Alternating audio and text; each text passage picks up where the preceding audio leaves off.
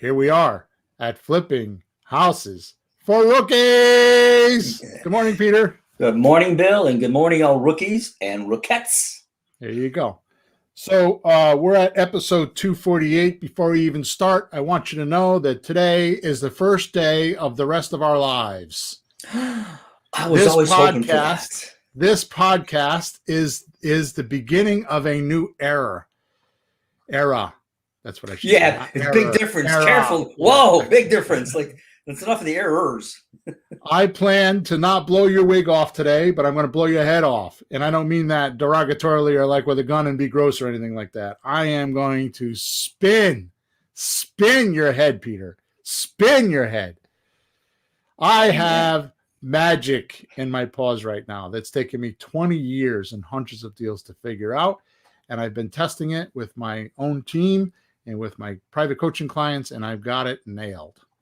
So today we are going to cover it, and I promise you episode number 248 is going to be a new beginning. That's awesome. And you know what? Here we go. Somehow I believe you. Gee, I wonder why. I believe you. Name of today's podcast is The Easiest Way Ever Invented for Rookies to Get Fast and Potentially Gargantuan Profits. Looking for a creative real estate shortcut? The footnotes from a 20-year career and hundreds of deals so you can get right down to the bidness. The bidness, Peter. Bidness. And rake in some chunks of dough to ward off the debt and start piling up the reserves so you can live a little less stressful. Mm-hmm. Maybe you are completely irritated from chasing all the new ideas and new shiny objects. Perhaps you are sick and tired of hearing about everyone else's big checks and not getting your own similar results. Hell, possibly you are annoyed at paying those damn credit card bills from past real estate training during an attempt to create a new lifestyle from real estate income. Mm-hmm. Maybe you even did a deal or two and now can't get the income consistent from turning real estate into profit, leaving you feel there are things missing. And you struggle to see it, almost like something is wrong with you, then this podcast is perfect for you. Today, we will be covering some of the most basics that will circumvent all the frustration and reverse the money flow so it starts coming to you instead of away from you. Now listen up so I can back up my bold claims. How'd I do? I had your attention. Back up your bold claims, Mr. Hawthorne. All right, Peter. So let's start this podcast off on an odd note. Well, that won't be anything new. Go ahead. McDonald's. Let me explain. McDonald's is the most commonly known organization that hires teenagers, adolescents, to work and manage their businesses that make billions and billions of money, no matter where they're located in the world. Mm. They hire teenagers to do it. That's interesting. Never thought of that, but you don't have to pay teenagers that much to make all that money. More importantly, how do they make billions of dollars off the backs of teenagers? Yeah. Right? The answer? Systems. Mm. Let's look at the word systems for a minute. Yep. So system is, this is some dictionary definition with my own twist to it. Mm-hmm. Okay. A set of principles. This is what a system is. A set of principles, procedures, or actions to which something is done. An organized framework or method that produces the same results when done correctly. Okay. So a system is a set of principles, procedures, or actions to which something is done, an organized framework or method that produces the same results when done correctly. Good. And if not done or done incorrect, produces opposite or undesired results. So, gee, I wonder why so many students have incorrect products or undesired results. So it occurred to me that maybe because I've been spatting that they have misunderstood words and they don't get it, and all this crap I've been spewing out, which is 100% true. I mean, read the book The Power of Words by Sean Clouden. That's SeanClouden. You find it on Amazon. I think it's a $15 book, and it will change your life. Every student that I have ever turned that book onto and read it has come back to me with raving results. Raving. I mean, not even like if a regular result is 1 to 10, these are like 1,000. I mean, from that book. It's not a hard book to read. It's an amazing book. Absolutely. Okay? That's part of my secret. Absolutely. But because of one of my coaching clients in the Israel group that keeps asking me, what's the system? What's the system? What's the system? I've been mulling this over in my head. And his name is Itamar. And I want to publicly thank him for pushing me to think about this. So there you go. All right. So a system is a set of principles, procedures, or actions to which something is done, an organization framework, or method that produces the same results when done correctly. Although in past podcasts, I've talked a lot about the set of doctrines, which is a set of beliefs. A doctrine is a set of beliefs, ideas and principles that arrange the work. Today, all the ideas and all the theory behind it. Today, I want to go after the raw actions and end products you must achieve to find, get, and close real estate transactions. Sounds good.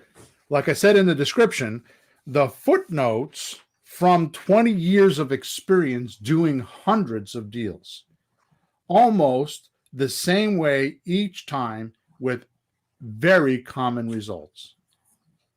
And looking back, have only made my mistakes from not following this simple system like I know I should. So when I go off the rail and I decide that I'm smarter than my own system, right? That's when I get stung. Yeah. Okay. Does this make sense? Yeah. Well, I've asked that probably in a different way because, any business is a progress. Steps, things change. You find something new, you add it. So it hasn't been untypical over the years that the system has morphed, has improved, has changed a little bit. And it changes kind of fast sometimes. And I've had trouble keeping up with the system. And lately it's kind of calmed down to have like, okay, this is the system. Because you always find something better to make it work better. But I'm always trying to play catch up because I'm not that smart, I know I'll look real smart, but it just takes a lot to work on systems sometimes. And I think you've got some things in that. I'm wondering what you're getting at today, of course, because folks, I really don't know. I have no idea until I get here, but I believe in systems. I have little systems for things I do, not terribly complicated, but to be successful, the better it is, the better it is. So here's the thing. You've heard this stuff before. Today, I'm just willing to put a stake in the ground and actually go through it step by step. You'll see it. So here's how I'm going to do it. Yeah. Today, right? Yeah. I'm going to name the flow like a chart. Okay. Then go back. So I'm going to name all the steps. There's only 6 of them. I'm going to name the flow of how the deal, how every deal happens. This is how every deal happens. Okay. Especially creative real estate. Obviously, I'm talking about creative real estate today. Okay.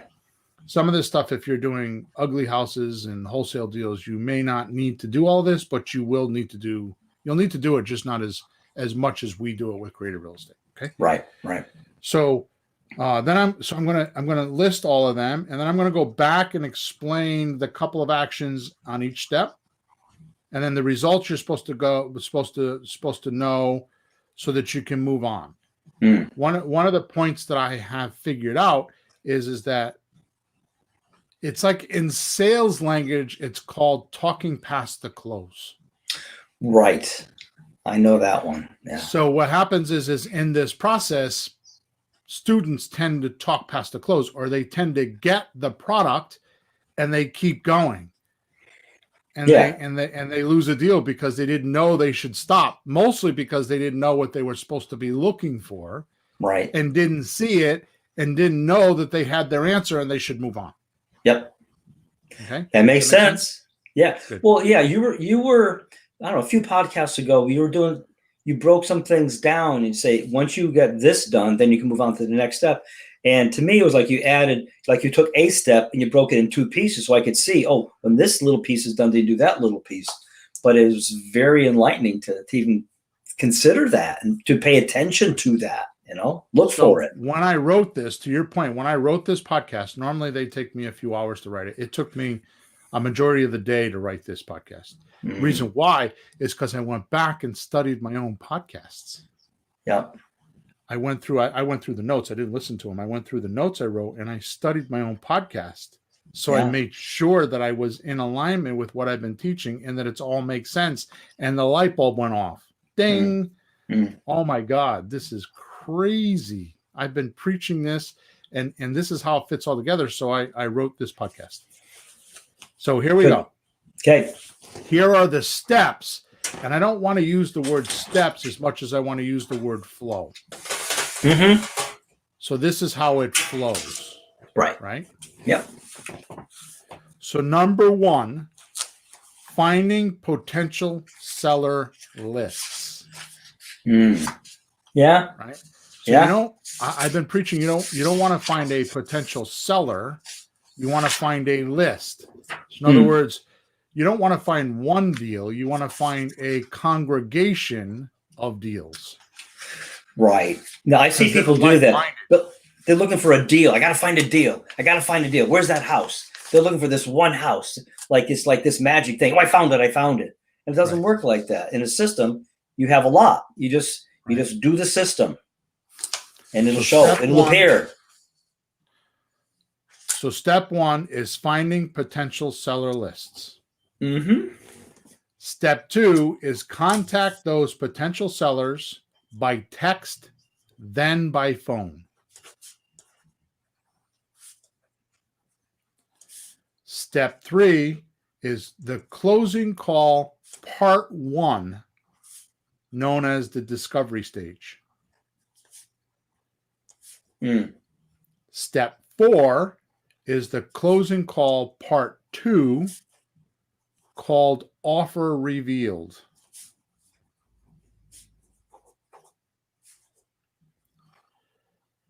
Step 5 is the deal meeting, part 1, which is property inspection. Mm-hmm. Step 6 is deal meeting, part 2, which is paperwork and closing.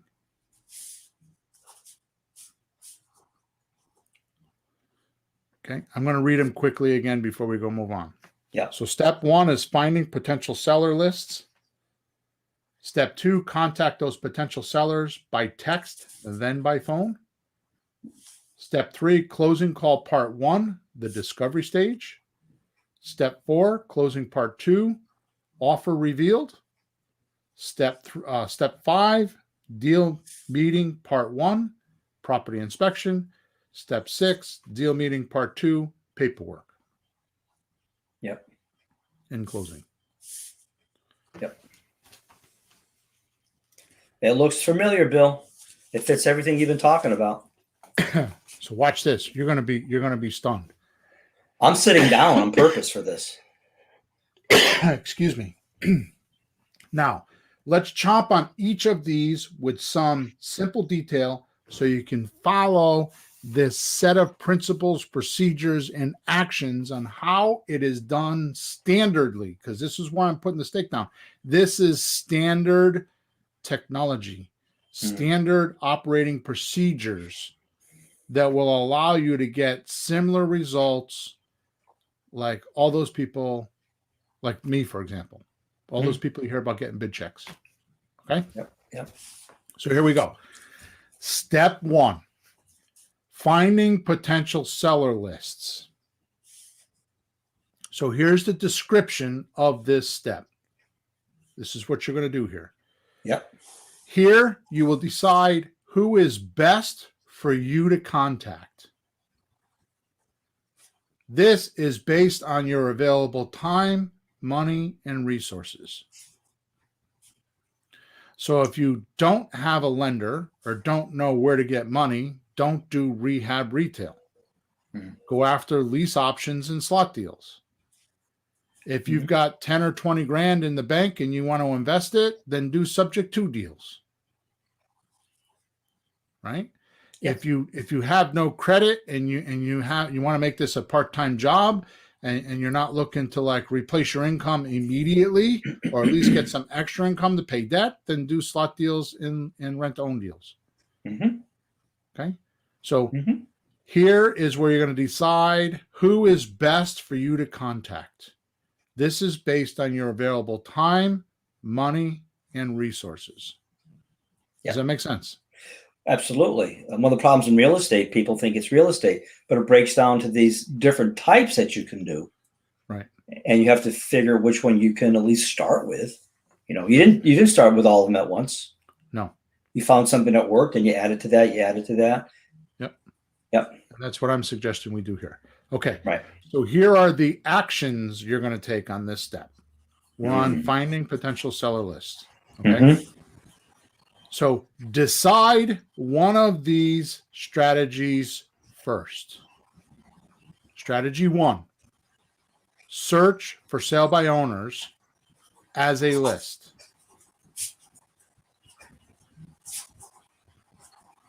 We're going to call this on market deals. My goodness, I don't know what's the matter with my throat today. Excuse me. So decide one of these strategies first. 1, search for sale by owners as a list. We call this on market deals. Number 2, search off market absentee owners with 30% or less in equity.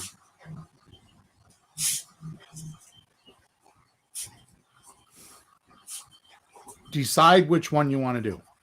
Now, are there other ways to find real estate? Are there other lists? Yes. But these 2 are the most, by far, successful. Especially if you're getting started. These 2 lists will supply enough leads for you to make consistent income. Does it mean when you're searching for sale by owners or when you're searching off-market absentee owners that you aren't going to find a rehab? Absolutely not. You will. We do. Yeah. Does it mean you're not going to find multifamily houses? Absolutely not. We do. Does it mean you're not going to find probate deals? Absolutely not. We do. These are the most widely used lists in our business because it produces the best results. So decide one of these strategies first. 1, search for sale by owners as a list. We call this on market. 2, search off market absentee owners with 30% or less in equity. Now, the trouble that most people are having in real estate right now is they're searching on market properties. And when the market's as hot as it is right now, everybody's searching those lists. Yep. So you need to move to off-market strategies. Right? Yeah, that's right. Good.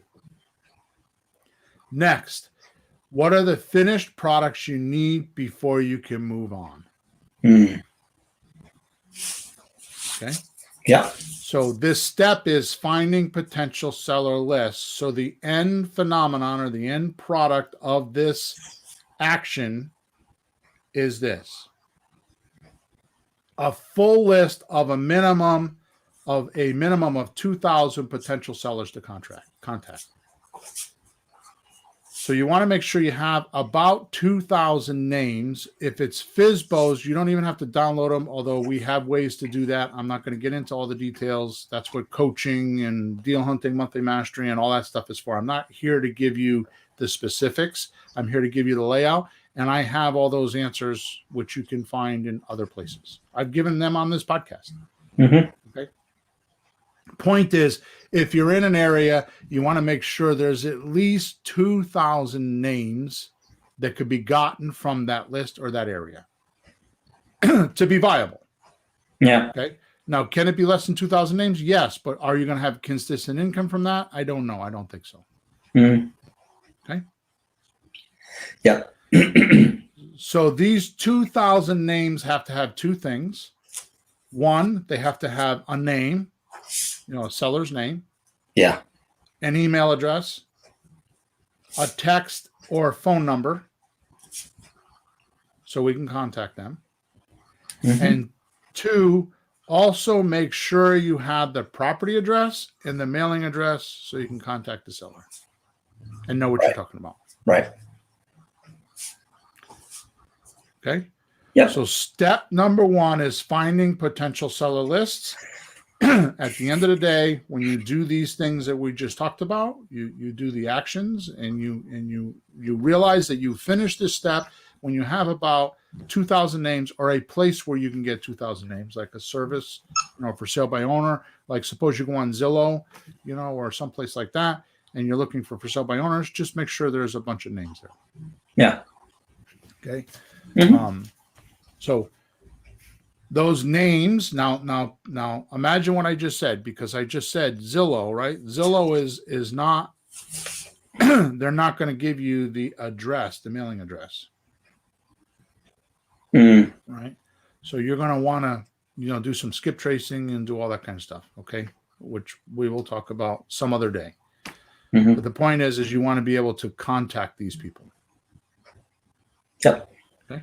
Does this make sense? So we're through step number one, finding potential seller lists. Step number two, contact those potential sellers by text, then by phone.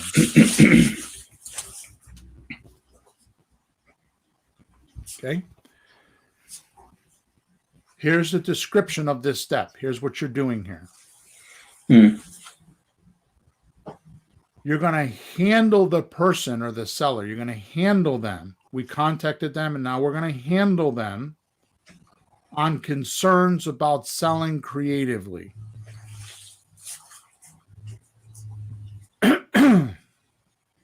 We do that by finding out, are they willing to take monthly payments until you can pay them off or some time period?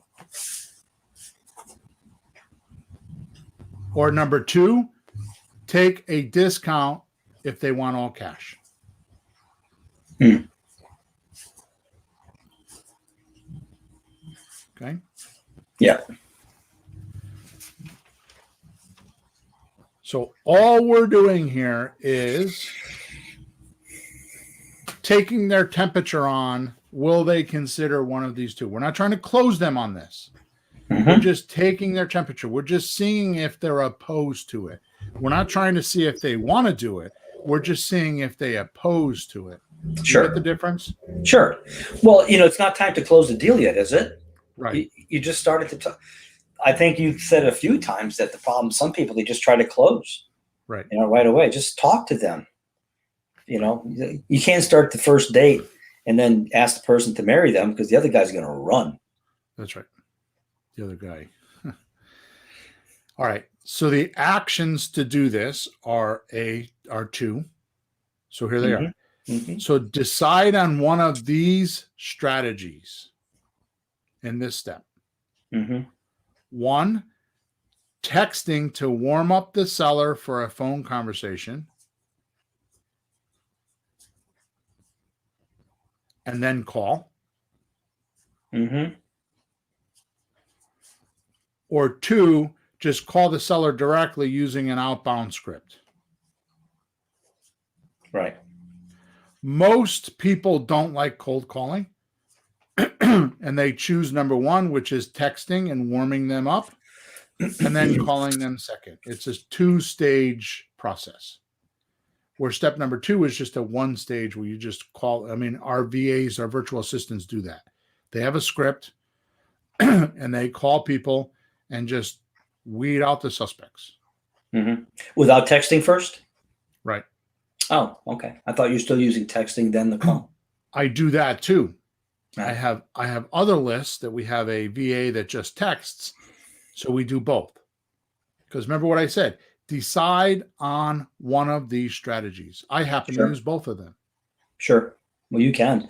See, I'm willing to talk to people, but my question to you would be, would you get better results with your time if you did texting, which is more broad shotgun, or talking and maybe getting more prospects from talking? Do you have a feel for that yet from all the work you're doing? So this is why I say decide on one of these strategies. Yeah. So you are correct. Texting could be better for your time. So you have an issue with time. Me, I have virtual assistants that I pay 7.5 hours a day to do this work. Yeah. I mean, I went in my system yesterday. We were on the Deal Hunting Monthly Mastery last night, and I was kind of poking around. And Sean's got 32,442 leads in my system. And we've only been using this. We're using REI Reply, which everybody knows right now because I've been talking about it so much. We've only been using that since January. Mm. Okay. The point is that when you automate it, mm-hmm. like you're saying, you have more outflow. Because I'm going to tell you right now, the way to get leads today is massive outflow and mega follow-up. Yeah. Okay. So that's where this stuff comes in. Now, I want to make a note here. Okay. I'm going to read this again, and then I'm going to read the notes. So the actions are: decide on one of these strategies. 1, texting to warm up the seller and then do a phone call. Mm-hmm. Or 2, call the seller directly using an outbound script. Yeah. Now, I'd like to make a note here. Direct mail and bandit signs add to this outflow and are not usually viable enough for consistent, predictable income most of the time. Mm-hmm. And that's a mistake I see my coaching clients make. Like, I'm going to do bandit signs, and they think they're going to create a business doing that. No, I've never found any business that you can do one form of marketing, even my little music lesson thing. Right. If you have multiple ways, 2, 3, 5, 7, whatever it is, aren't you better off? Right. Always. I mean, to rely on one thing, that doesn't sound smart. So I'm going to tell you with all my heart, Peter, and you know this because I talk about this all the time. Mm-hmm. The magic in this business is a numbers game. Yeah. So the words are funny because the amount of people that you reach, and I'm not talking about like you reach them and have a 2-way communication with them. I'm talking about you just tap on their shoulder and say, hey, look what I'm doing. Yeah. Right. Kind of like find and communicate to a motivated seller, let them know what you do, and then find out what's needed and wanted, and then give it to them. Yep. So what we're doing right now is we reach them, say, hey, Mr. Motivated Seller, that's step number 1. Here we're saying we buy houses. Yep. We let them know what we do in this step here. Okay, so what we're doing is we're reaching as many people as possible and saying, hey, we buy houses. We're not even saying to them, do you have a house for sale yet? We're just letting them know. So the more people you can let know that, which is what we call outflow, the more it will come in. Because here's what happens. This universe abhors, can't stand, hates a vacuum. Mm-hmm. So if you're outflowing and you don't have any inflow, that's a vacuum. So you might be sending out 10,000 yellow letters, and then all of a sudden the neighbor down the street will say to you, hey, my sister's looking to sell her house. You still doing that? It doesn't have to come back the way it went out. Yeah. It's just the way energy works in this universe. So the more outflow you do, the more deals will land in your lap. Don't worry about, direct marketing, like your rate of return on a specific campaign. What you need to do is have multiple campaigns running so that you do outflow. So what I'm saying here is that even though we're doing texting to warm them up and then a phone call, and then we're calling sellers directly with outbound scripts, or doing both, also doing direct mail and bandit signs, it just adds to the outflow. Mm-hmm. Mm-hmm. And it makes the other two work better because it's just mega reach. You're reaching, looking for new people that are selling houses to talk to. Yep. Does that make sense? It does, especially if you hire teenagers to put those out for you. Yes, exactly. Right? The signs, yeah. Yeah. All right. So the finished product here, so those are the actions. Yeah. The finished products you need before you can move on from this step is knowing which the potential seller is willing to talk about before you pass them along or start doing a closing call. Because some people do the opening call and the closing call together, Mm-hmm. which can be done. Some people like myself have virtual assistants or other people call and doing the opening call and then pass it to a closing person, which is what I strongly suggest. I think if you're doing opening calls, you're going to have too many suspects in your ears, and it's going to thwart your reach to want to do more deals. It's going to kill your passion. It's going to stop you from thinking that this business is really viable. Okay. And that is a absolute. There is no other way to say it. It's an absolute. It will. It's just a matter of time. Yeah. I mean, how long can you go along doing something, not getting paid, not getting results, and just smile cheerfully, keep trudging? That's one of the problems in this business. People get used to having a job and getting paid by the end of the week.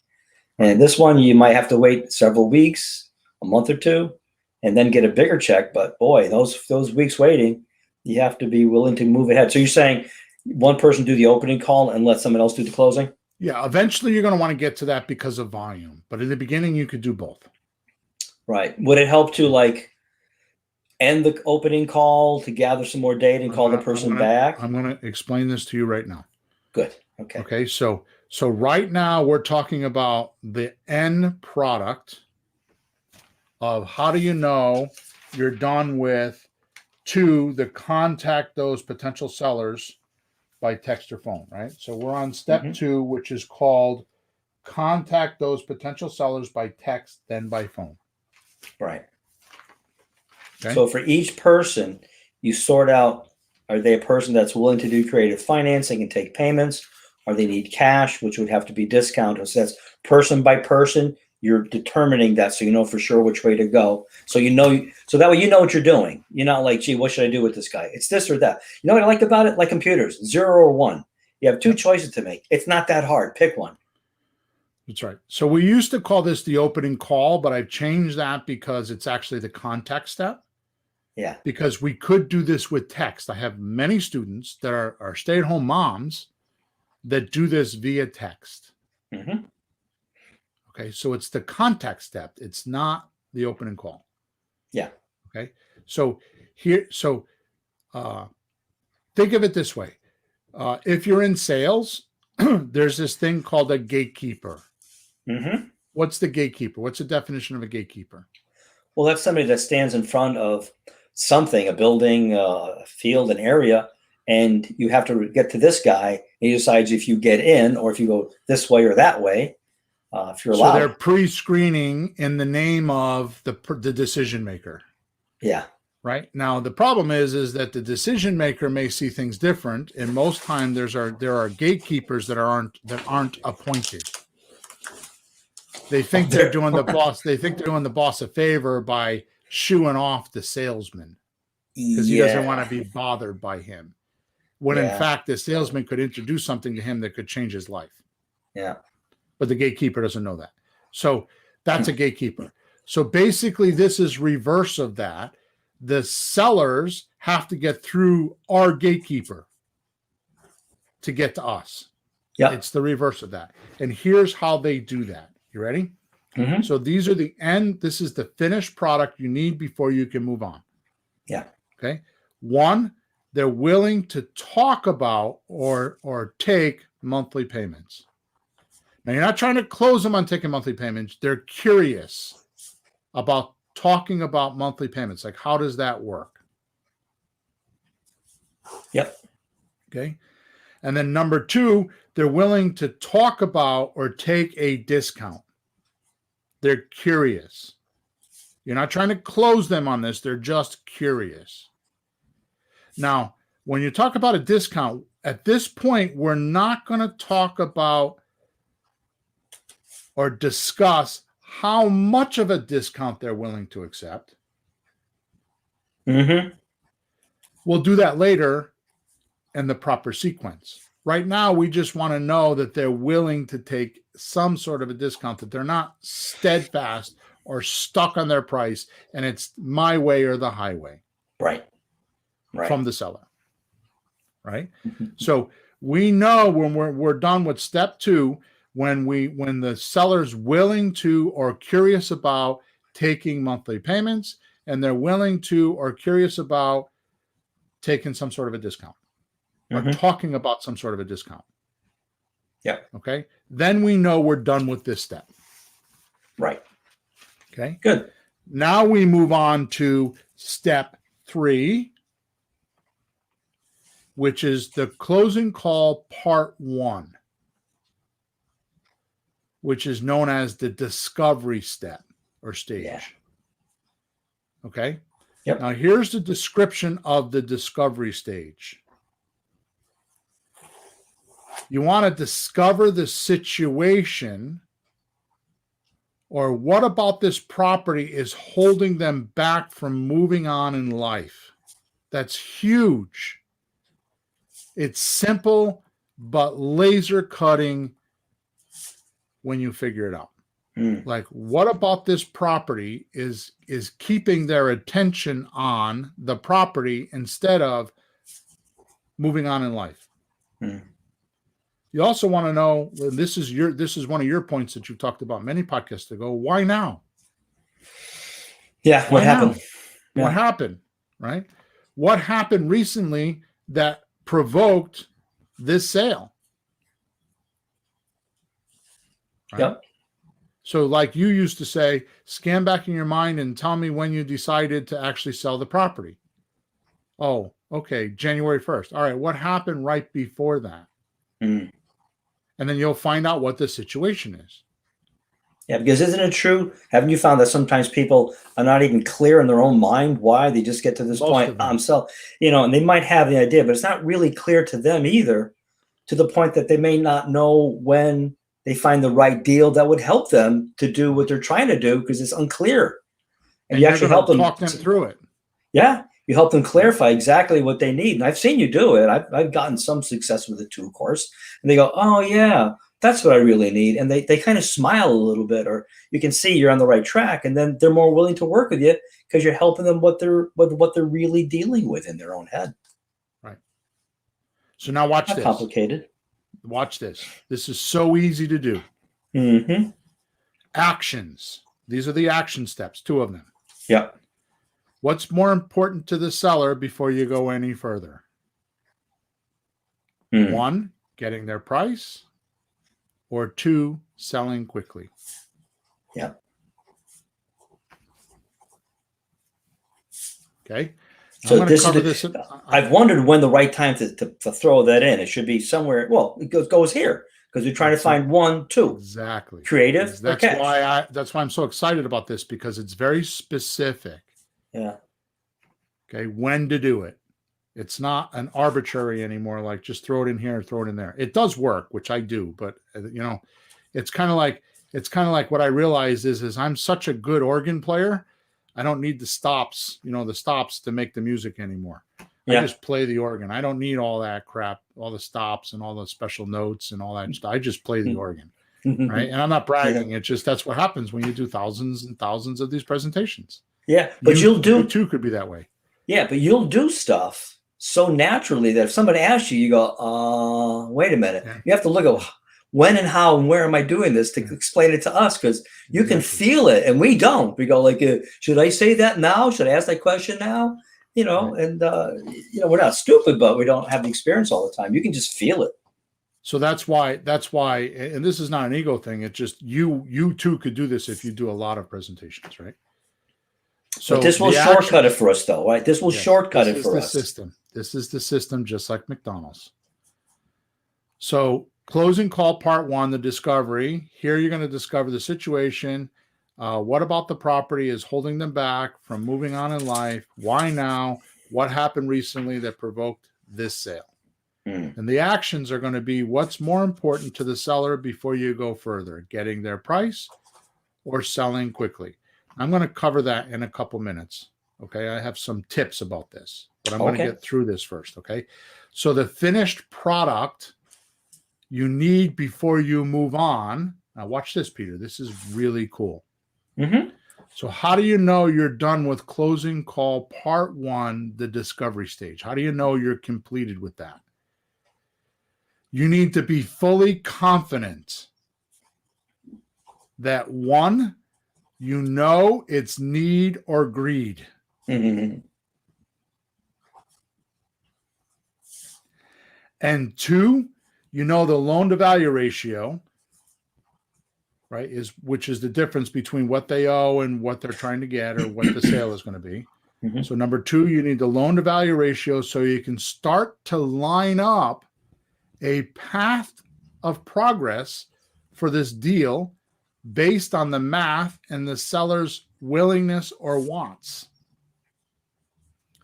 Like, for example, I was on the deal hunting master call last night, and he's telling me that the loan to value ratio was like 50 something percent because it was worth 300 and they owed 155. So they're like talking about doing subject to deals and all this stuff. And I'm like, no, the seller told you they won't take less than 255. Yep. So here's my point. The loan to value ratio is 255 divided into 300 because they're not going to take less than 255. So you're going to have to take their underlying mortgage of 155 and put a $100,000 note on there, which you owe. So your loan to value ratio is going to be 85%. Not the loan to value ratio of the deal, because they're not going to sell for 155. So there's no sense in going there. So what are they willing to do? Well, they're willing to take not less than 255. So your loan to value ratio is 255. So you take the 255 and divide it into the 300, it gives you 85%. That means you could do a rent to own, you could do an option, or you could do a slot deal. Yep. Those are your 3 offers. That's right. Yeah, it's not just what the math will do. If the guy's not willing, who cares? Exactly. This isn't like, oh, I know how to do this now, so they'll do it for me because I know how to do the numbers. They don't care what you do with numbers. Right. Their willingness is far more important. Right. And the numbers back it up. You can't do without the numbers, but if they're not willing to, duh. At the end of the day, we're going to need that person to sign documents, and they have to be comfortable and confident that it's the right deal for them to sign those documents. Yeah. Right. Yeah. So you know that you finish step 3, which is the closing part. Number 1, the discovery step, when you know it's a need or greed deal, or you know confidently what their need is, or if it's greed. I'm going to cover that in a minute. So you know the loan to value ratio, so you can start to line up the path of progress for this deal based on the math and the seller's willingness or wants. It's starting to formulate in your head now. Yeah. Okay. Yep. Are you with me? Absolutely. Okay. Step number 4. Closing call part 2. Offer revealed. Yeah. Description of this step. Now that the discovery is done or far enough into the conversation that you feel like you have a grasp of what can happen, what the seller is willing to do or sell for, you can now start to help them. You do this by aligning the seller's profit or equity with what the seller is willing to do to close, like we just talked about. Yeah. Right?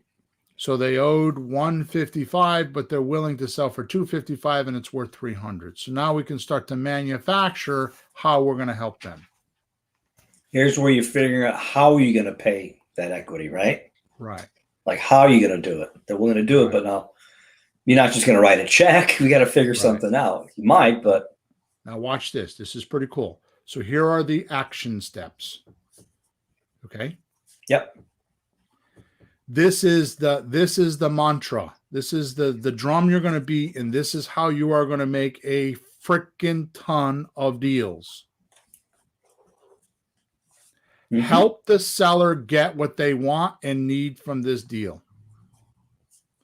Help the seller get what they want and need from this deal. Help the seller get what they want and need from this deal. This is the magic. This is the Bill Hawthorne way. This is why I do so many freaking deals. Mm-hmm. Now watch this. Step number 1. Do not try to overcome or change the seller's motivation. Mm-hmm. Don't talk them out of it. Don't come up with another idea that cuts across what they want to do.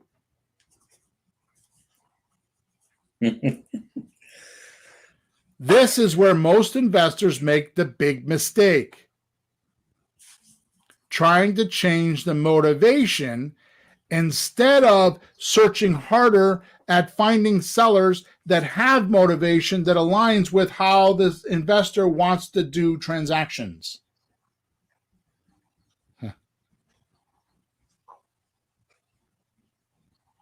You're looking at me a little stunned, so why don't you repeat what I just said so I can make sure I couldn't write it. It was too long. That's why I'm making notes. It was too long to write that all down. Don't try to overcome or change the seller's motivation. Right. This is where most investors make the biggest mistake. Trying to change motivation of that seller instead of actually searching harder at finding sellers that have motivation that aligns with how the investor wants to do the transaction. Okay. So pay attention to this. So what is step 1? Finding a potential sellers list, right? Oh, yeah, that one. Yeah. So we're going to align that with our available resources, right? Yeah. So what I'm saying is if this seller, okay,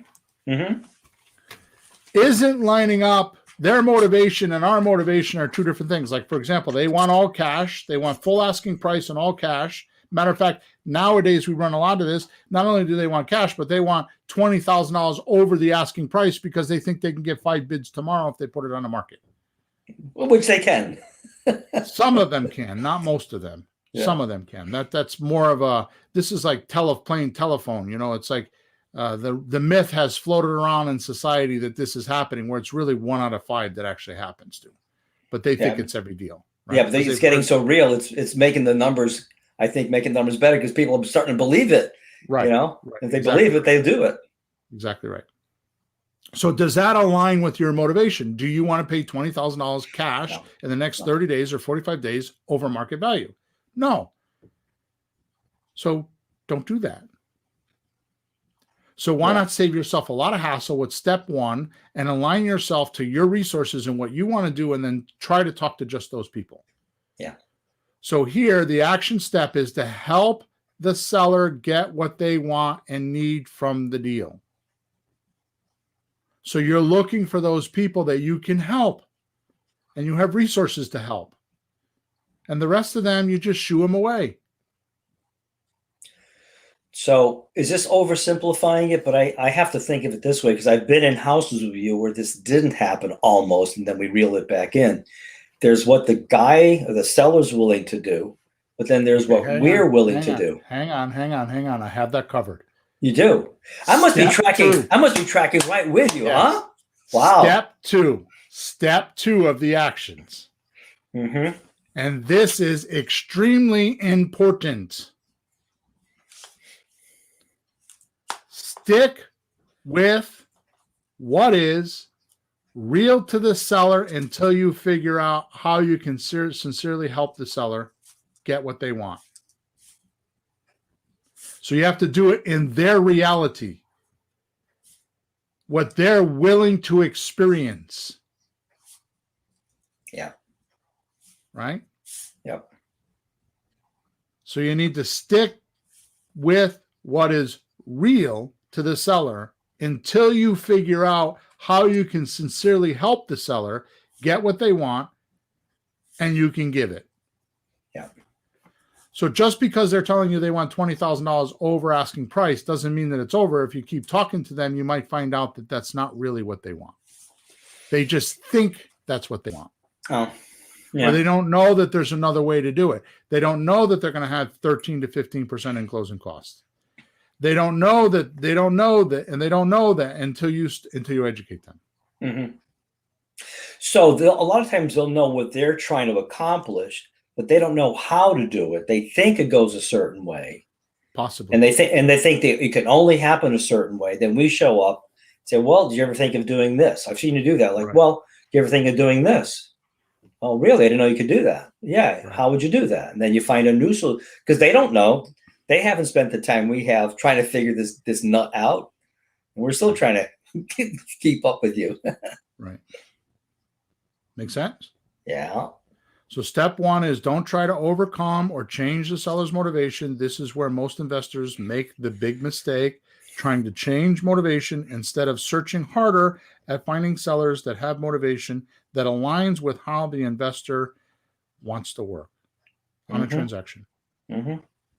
Number two, and this is important, stick to what is real to the seller until you figure out how you can sincerely help the seller get what they want and you can give it to them. Mm-hmm. Don't speak to them in ways that they're not willing to accept. What's real to them? Mm-hmm. Don't give them a seminar, in other words. Okay.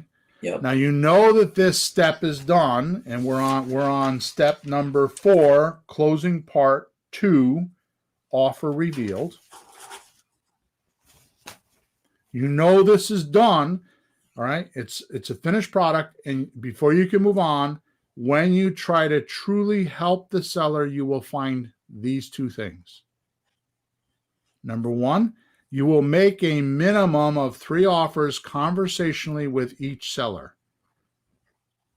Now, here's the point that I want to make, is if you're doing the previous steps and doing what I'm talking about, these offers will come to you naturally. They don't need to be taught to you by me. You don't need magical words. You don't need all this special stuff. You think you need to close them. It will come naturally to you if you just understand the 7 strategies.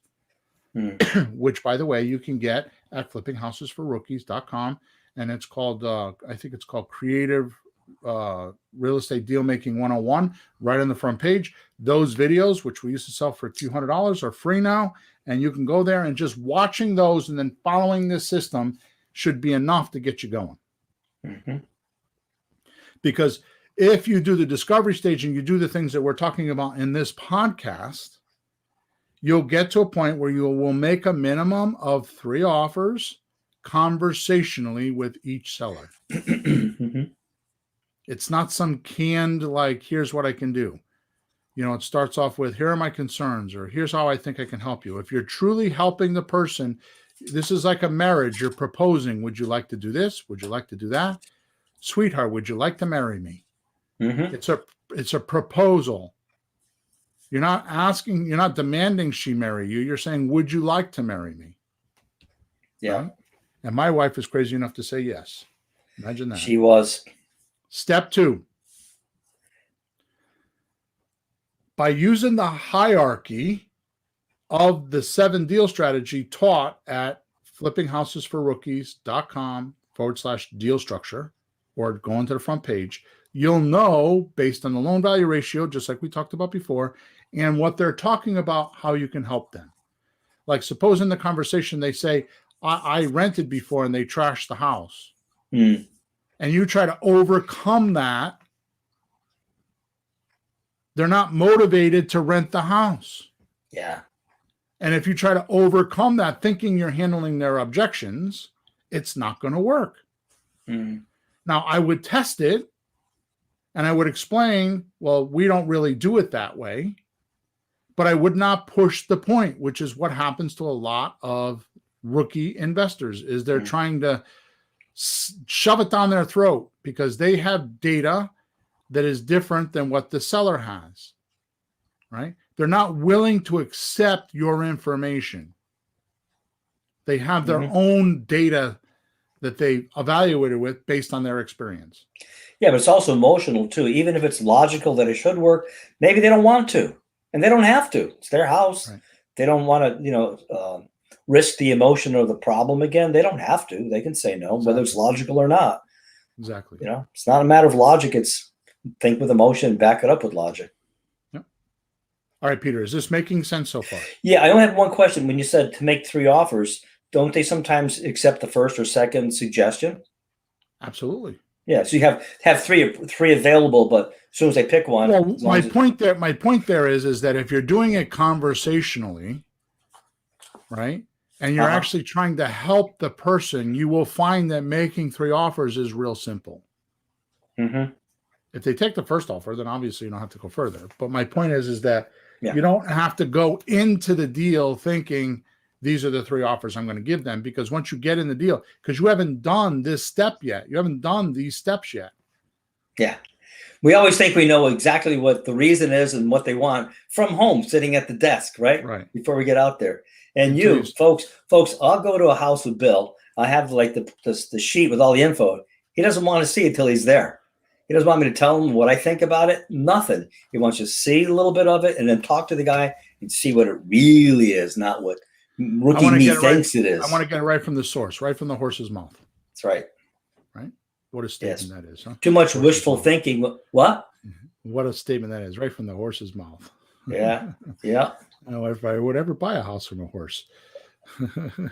Okay, so maybe it's stable. Sense? Yeah, maybe it's stable. Is this making sense, Peter? Yeah, it fits everything you've been doing, but you've got it lined up like in sequence, because sometimes like that line that you say, this beautiful script line, like when does it fit in? Well, you'll know in the conversation. We're not that smart, Bill. Well, I wasn't for all these years. That's why it's taken me so long to give it to you. Well, there's a lot going on here. We're trying to understand a person on the other end, and they're not telling you everything that's going on. They're not like, oh, here's my story, blah, blah, blah, blah, blah, blah, blah. They're not. You have to help them kind of sort it out and ask them questions and find out. So John West says, I think I'll draw up an outline or a diagram for each for ease in talking to motivated sellers. John, I've done it. That's how I wrote this podcast.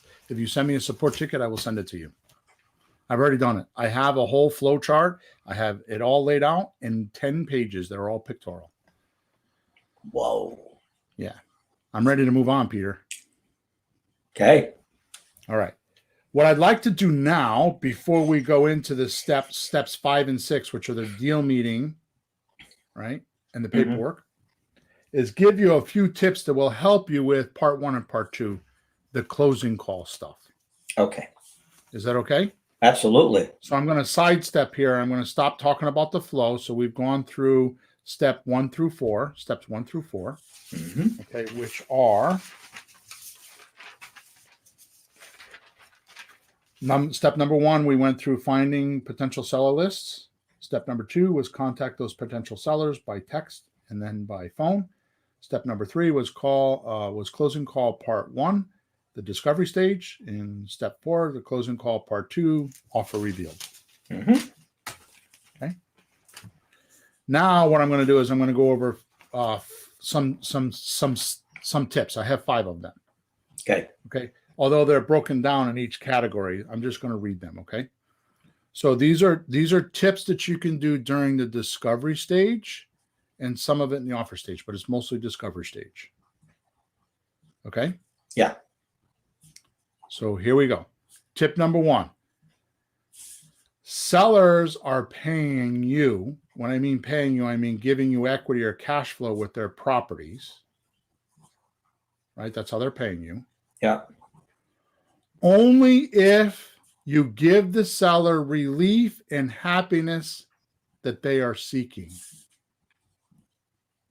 So it's relief or happiness or both. They're seeking some relief or happiness. Mm. So they're going to pay you for that. Yeah. Most offers that they're going to get don't fully give them this help. Like if they went on the MLS, they're going to give them the money, but it doesn't solve their problem often. Mm-hmm. So the realtor system is really good. It has worked for many years, but it doesn't solve all of the problems. Like, for example, we just closed on a house a few weeks ago. Okay. We signed a contract at 5:30 on a Friday night, and we closed on the property on Tuesday at 4:00. Mm. That's crazy. Reason why she didn't go to a realtor is because she couldn't do that. What she needed was her money that we gave her, because we gave her a chunk of dough, by the 19th. And it was like the 16th. She needed money like 3 or 4 days later, because she had dilly-dallied with this property for so long, trying to get the best deal and the best price and trying to shop everybody around. And other people actually gave her contracts that didn't perform. She ran out of time trying to get the best deal. She had bills to pay. And she had deadlines, yeah. IRS and I think some mob money, and honestly, I think Asian mob, and I think there was a gun to her head for sure. Okay.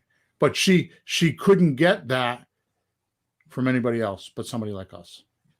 So most offers don't fully give this type of help.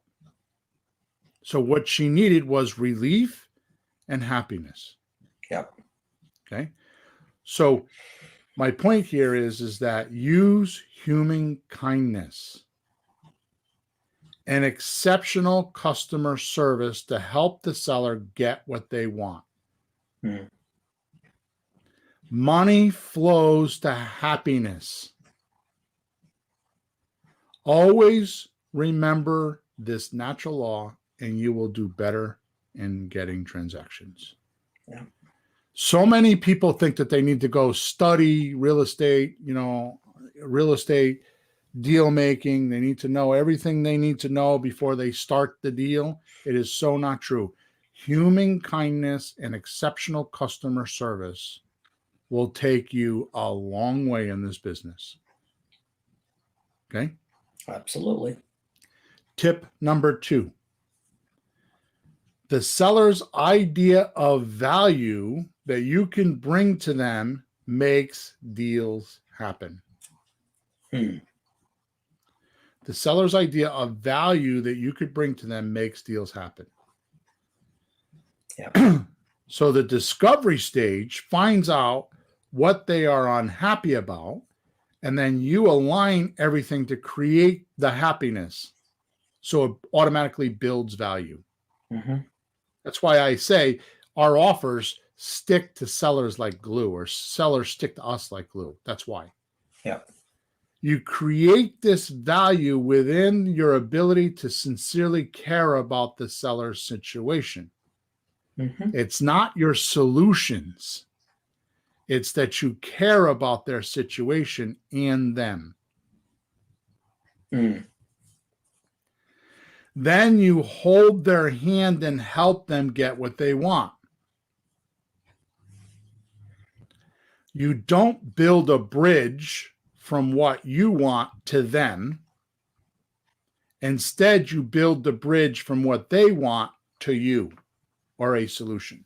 Yeah. So it's like you walk across the river, you get across the river, and you say, Mr. Seller, we're going to build a bridge across this river, and I'm going to hold your hand and help you do that till we get what you want.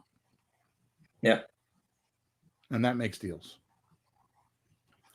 I'm telling you, the human kindness and the exceptional customer service is what makes deals.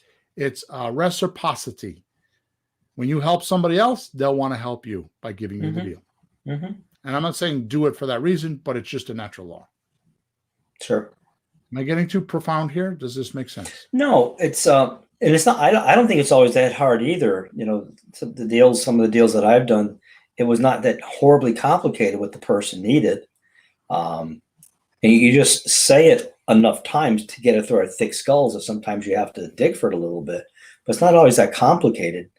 And to help them with it, it's not that terrible. They just have to be in the position of needing something. If they're like, no, I don't need anything. I got plenty of money. I want to sell this thing whenever I get the money I need. I don't care.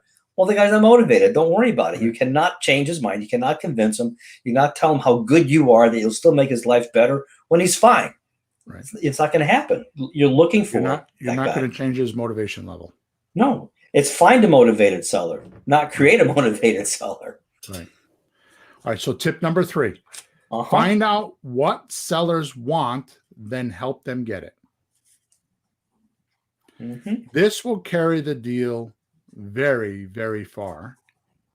And by the way, it'll stop sellers from ghosting you or ignoring you. Mm-hmm. But, Peter, you can't reveal solutions too quickly. Hmm. You have to create some sort of a mystery to keep them coming along, right?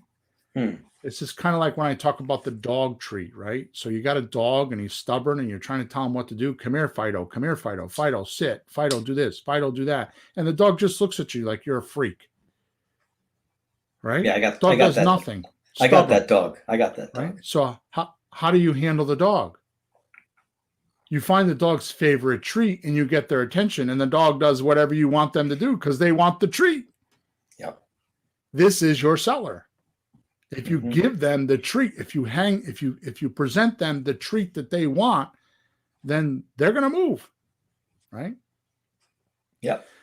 So don't give the solutions too quickly. You need to give the offer in a what the seller is willing to experience format or on a basis. Mm-hmm. So you have to give the offer on what the seller is willing to experience. Okay? Mm-hmm. Otherwise, if you don't do that, you stand a chance of causing a confusion. Right? Which is what happens to a lot of my private coaching clients when I hear their recordings. They're giving a seminar or they're talking about things that the seller is not willing to experience or doesn't understand, and they create a confusion. Yeah. And sellers say no when they're confused.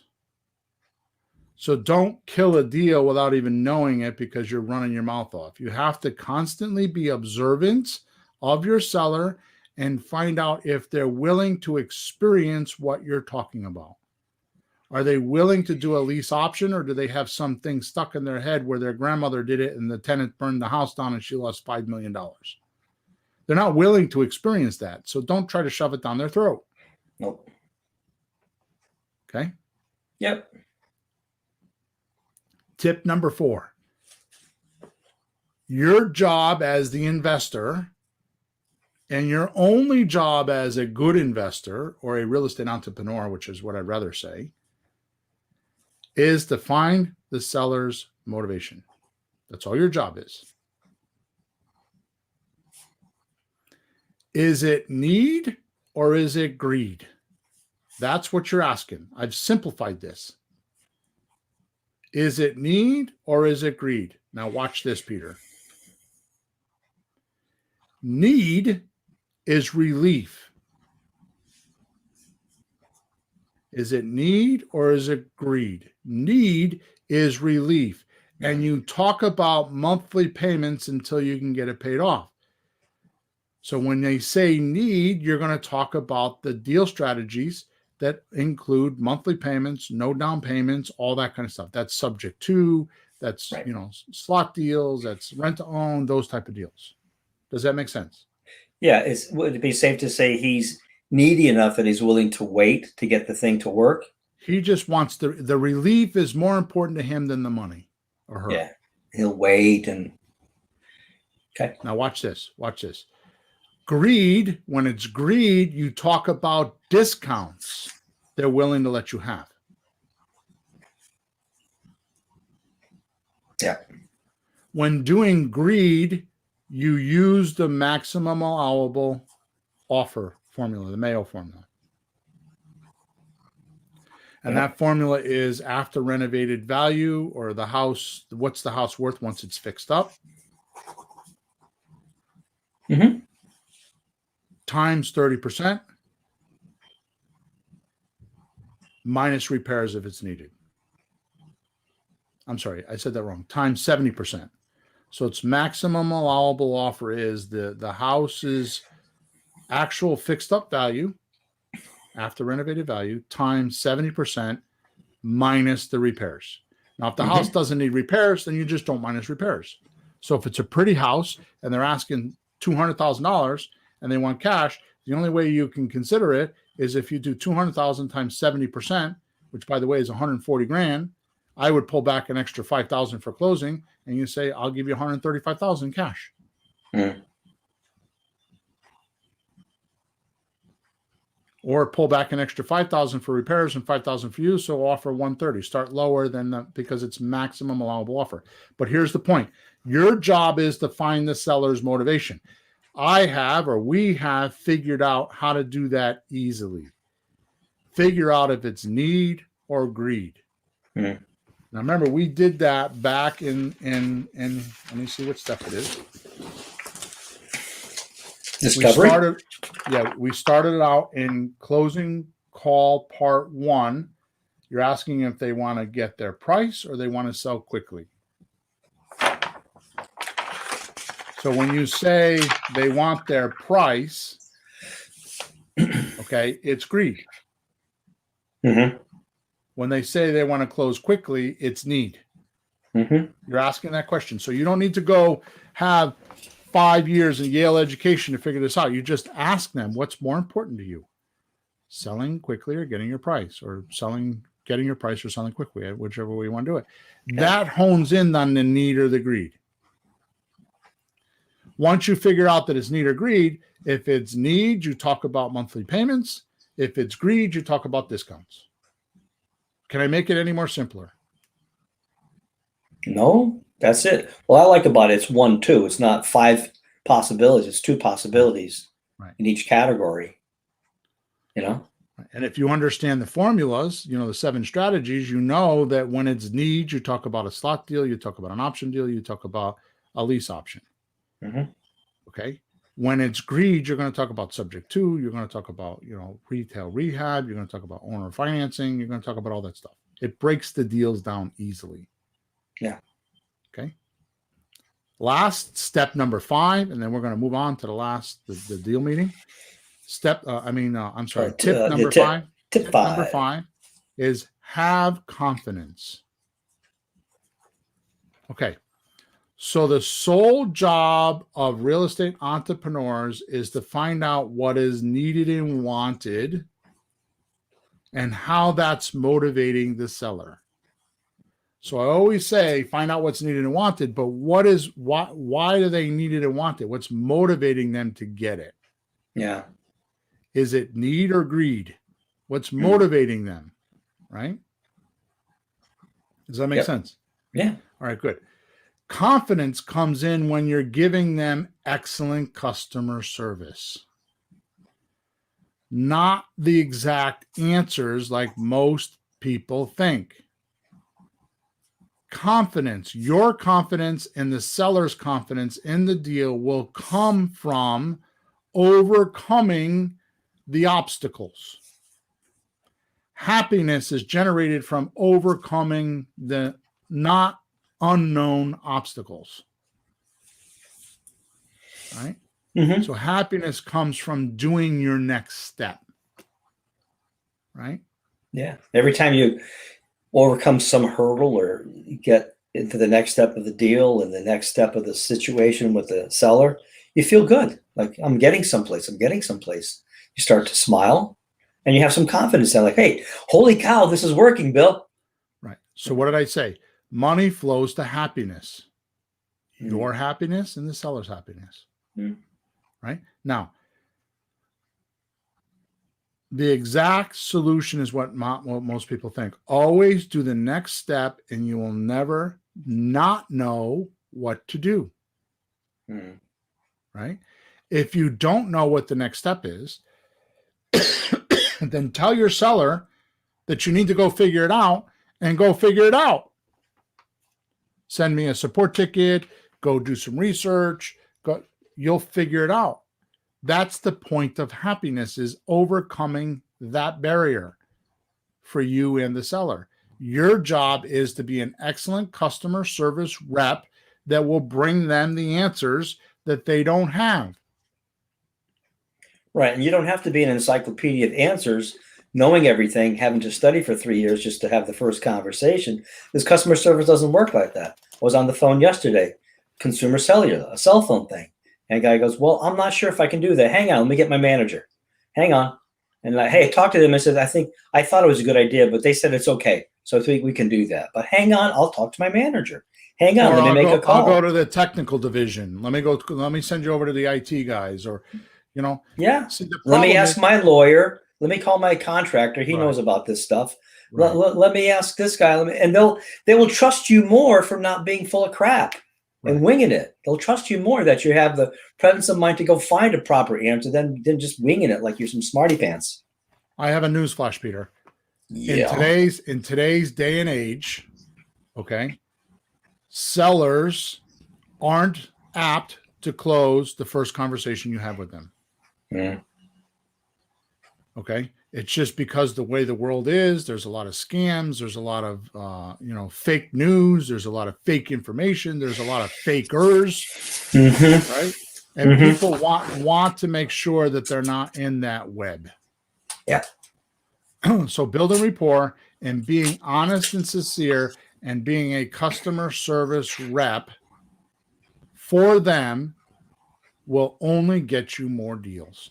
By the way, it will be a huge education for you. One that you can't pay $20,000, $30,000, or $50,000 for. Can't do it. Yeah. Okay. Does all this make sense? Yeah, absolutely. All right. Now let's go back to the deal meeting. Okay. So we're going to go back to step 5 of our flow. Okay. Yeah. So just to be clear here, so I'm not confusing anybody. Step 1. No, the last things you just did were tips, general tips. And now we're back onto the 6 steps. With the closing calls. Yeah. So step 1 is finding potential sellers list. Step 2, contact those potential sellers by text and then by phone. Step 3 is closing call part 1, the discovery. Step 4 is closing call part 2, offer revealed. So the tips that I just gave you will help you in step 3 and step 4, which is closing call part 1, the discovery step, and closing call part 2, the offer revealed. Okay. Those 5 tips that I just gave you will help you do those. Yep. Immensely. These are the core. These are like the foundation of those. You do these things as I just gave you tips. It's how I do deals. Kill them with kindness. And don't fake it. Be sincere. Be interested, not interesting. Be sincere. Okay. So now we're going to move on to step 5, which is the deal meeting part 1. And that's property inspection. The description of this step is inspect the property either virtually or physically. You can do either one. To make sure it fits one of your exit strategies according to your available resources and education. So like I have a couple deals I was looking at in my system in Akron, Ohio. One house was worth $78,000. She wanted $18,000. I looked at the pictures online. It was a complete mess and not a great neighborhood. And I just said to my guys, I don't want the house. Could I make money on it?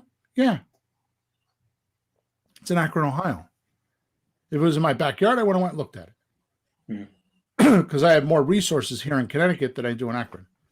So it's just and the reason why I could do that is because of my experience, because I have lots of leads, often deals that I can work on, right? And I don't have to be of the scarcity mentality. Like, this might be the only deal I'm going to get in 6 months. Mm-hmm. So I don't have to make a deal that would be outside of my available resources and my education. Well, not my education, but you know what I mean? To make the deal. Don't be forced to make a deal just because you need money. Here's one of the things that I would do as a sales manager. If I had a salesman that was like stuck and not making sales, I would scan back and I would have him scan back and ask who he had attention on. Well, I had attention on Joe. Well, tell me what happened in that sales cycle.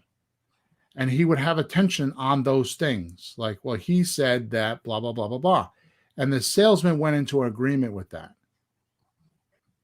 And because of that, had a mental block of attracting more deals. These type of deals are the same way. If you take that deal and it's really hard to do, it'll take your attention and create a mental block for new deals to come in, because all your attention's on that one deal. You can't let a deal suck your attention dry, because it'll kill your business. It'll be booms and depressions. It'll be really busy, really slow. Right? It's kind of like an auto repair facility. You have a person up front, the service writer up front, and the mechanic in the back fixing the cars, right? So the service writer sells the work and the mechanic in the back fixes it. If you're doing that all yourself, you go up front, you sell a bunch of work, and then you got to go in the back and fix all the cars. While you're fixing the cars, nobody's selling more work. So what happens is you get all the work done, and then, oops, I don't have anything else to do. Mm-hmm. This is the average investor. They try to do everything themselves, so they're not trying to buy new houses, because they bought a house, they go fix the house up, they sell the house, make all their money, and then, oops, they have nothing else to do. They have nothing in the pipeline. Yeah. Okay. So what I'm saying here is that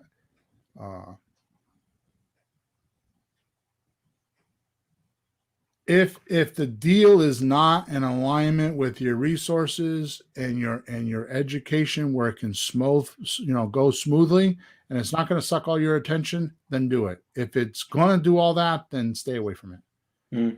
If not, clear in your mind how you can do this deal. Assign the deal to somebody else who's qualified and let them close and make a fee. Right? Or pass on the deal and don't try to make it work for you and waste your energy and resources on this type of a mind deal because you're blinded by the $30,000 profit.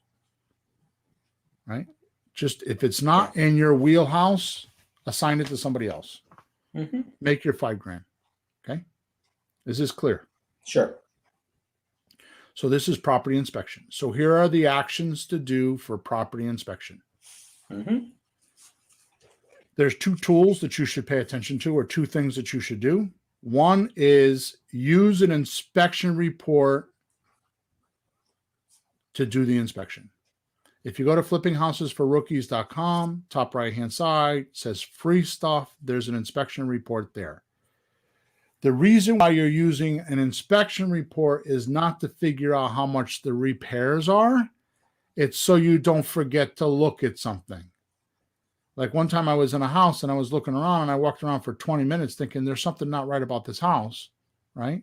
Mm-hmm. And yeah, there was something wrong with it. There was no furnace in the house.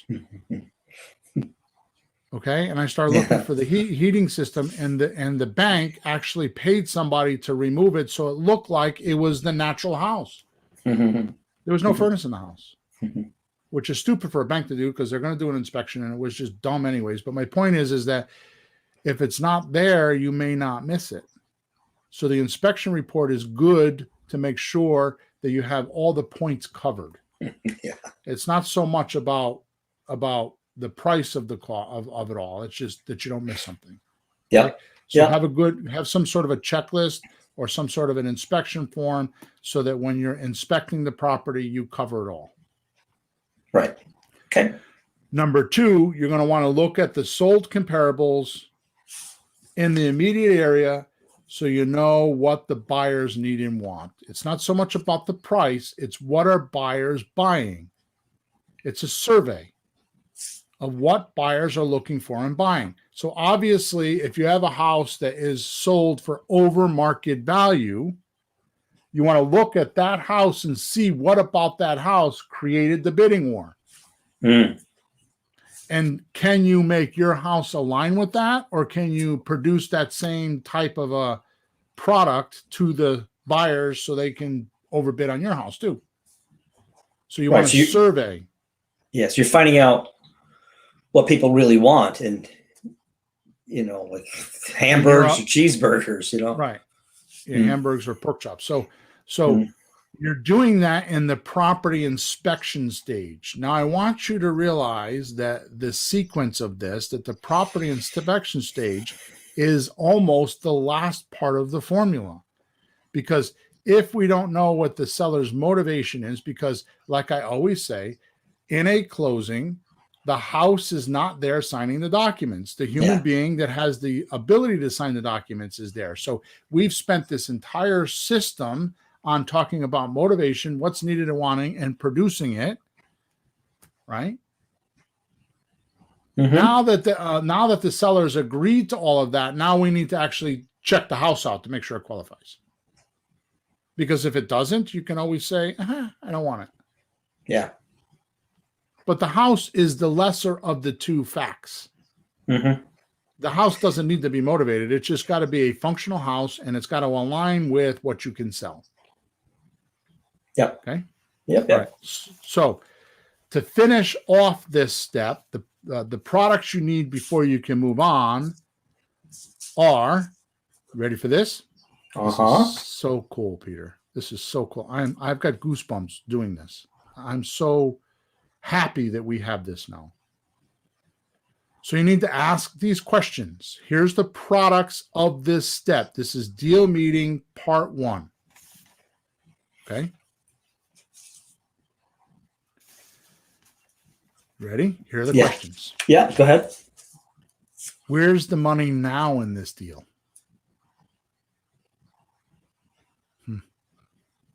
Money now. Yeah. How are you going to make some money now? So where's the money now in this deal? Number 2, is there money monthly in this deal? Number 3, how much is the money later or the equity in the deal? Sure. Now, if you have all 3 of them in the deal, you've hit the trifecta. You're going to make the most amount of money, the most amount of profit, that's the best deal you can do, is the trifecta, all 3 of them. We have money now, money monthly, money later. But at this particular point, you've gotten enough data from your seller and you've looked at the property that you have to ask yourself, where's the money now? Where's the money monthly? Where's the money later? Now, if you just have money now, right? So knowing each of these, it starts to put closure on the deal for you in your mind. Right? And how much time and resources you should expend on this transaction or not expend on this transaction. So if you're just going to do a slot deal and it's only going to make you $5,000, you don't want to work on this deal 50 hours a week for the next 3 weeks. Yeah. Right? Yeah. If it's going to make you $90,000, then you might want to spend 3 hours a minute. Yeah. Trying to make this deal. I like that. Right? Sure. Does that make sense? Yeah. Well, you have to figure what you're doing in relation to what you're getting, What is the potential you can get? Yeah. All of that considered. Because, some deals may not be much money now and a little bit monthly, but a big wad at the end. Look at that as like your investment in the future. Who cares? Or a bunch of money now. Okay, fine. You get money now. Nothing wrong with that. But you have to look at all of it. One thing I learned from you is when you're doing any kind of a deal, don't just look at a little piece of it. Oh, I wouldn't do that. I don't want to do that. But look at the whole story. Well, in the end, how's it going to turn out? How much will we make? All considered. But notice where that is in the steps now. Yeah. right? Yeah, but Bill, we want to do that first.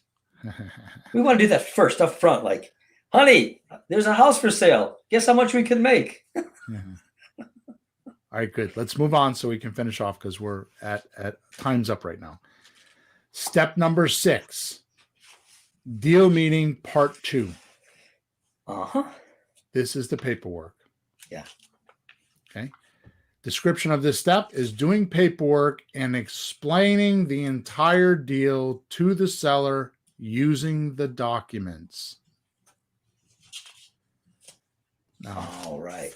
pay attention to this, Peter. This is vital information. Yeah. Get your papers ready there so you can write and you can listen to me. Hear the crinkling? Yes. No, I know I don't have your attention, so. Yeah, these microphones get all the crinkling too. Okay. So the description of this step is doing the paperwork and explaining the entire deal to the seller using the documents. This step ends the cat and mouse chase and puts the rubber to the road on this deal. Yeah. It is the first place to start getting excited about the transaction if the seller finds the documents. So you could have a faker on the other end. You could have a person pretending like they're going to do the deal with you. But until it comes to the documents and signing them, you don't know that. Okay? Mm-hmm. So here are the actions. Figure out which deal works best on paper for you and the seller. Is it slot paperwork? Is it option paperwork? Is it rent to own, subject to, rehab, retail, wholesale, or owner financing? Mm-hmm. Right? Yep.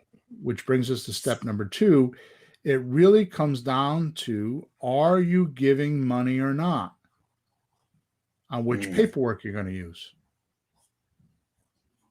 And are you receiving the deed or not? So if you put money up, you got to get the deed in your name. Yeah. If you're not putting money up, you don't need to do that. So, for example, if you're not putting money up, the slot deal, the option deal, rent to own, or wholesale, you don't need to get the deed and you use those documents. So if you're not putting money up if you're not putting money up and need to protect your money with the deed, then you can do a slot deal, an option deal, a rent to own, or a wholesale deal. Mm-hmm. Right? Excuse me. If you are putting money up and going to get the deed, then you want to do a subject to, a rehab, retail, owner finance, and get the deed. Yeah. It's not any more difficult than that. It's are you putting money up and getting the deed? If you are, you do subject to, rehab, retail, owner financing type deals. If you're not putting money up and the deal's a little risky, you don't know if you can sell it, you're not sure, you don't want to have a much obligation or a lot of risk, then you're going to do a slot deal, an option deal, rent to own, or wholesale deal. Because those deals you don't need money. Yep. And what's the law, Peter? The only way to not lose money in a deal is don't put money into the deal. There you go. So if you're worried about losing money, then just stick with slot, option, rent to own, or wholesale deals. Mm-hmm. That's a good way to start in this business. Yeah. You'll sleep better and you'll learn the business. So, by the way, if you want paperwork for all of these and you can't find it online, if you go to flippinghousesforrookies.com and you go to the courses button on the top, there is actually there's a portal there that you can buy all my documents. Okay? Yep. So, often when you're passing the deed, you need money. Now, I want to clarify this. Excuse me. I'm talking about $5,000 or less not needing money. Mm. Okay. So you can go up to 5,000. I prefer you don't do anything, but if you're going to put $5,000 into a house, that's not real money. You can write a check for that. Most people can write a check for that or use their credit card or whatever. Mm. Okay. So if you're passing the deed, you use a closing agent.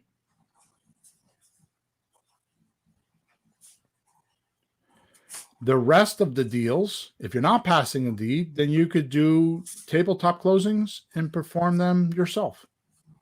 Yeah. Man, I've covered it all here, haven't I? You actually have. And it's amazing. We talk about these things, but the way you put it in sequence and where it goes, it's extremely clear. And just everything has like A, B, Yep. A, B, pick one or the other.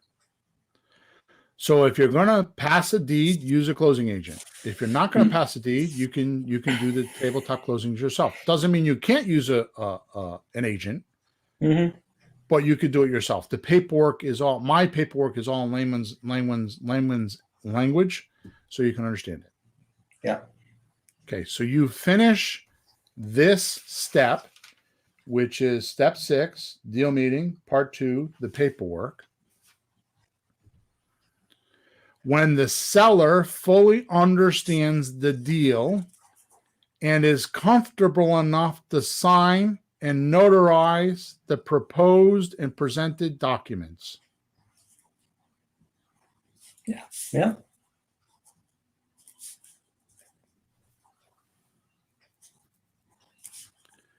And that's either done in person at an agent's office or on a Zoom call virtually using DocuSign. And you can notarize documents. It's on notarize.com. You can have them notarized virtually if you use notarize.com.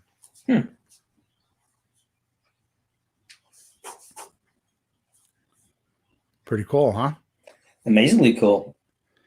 I hadn't seen the virtual notarize before. Yeah.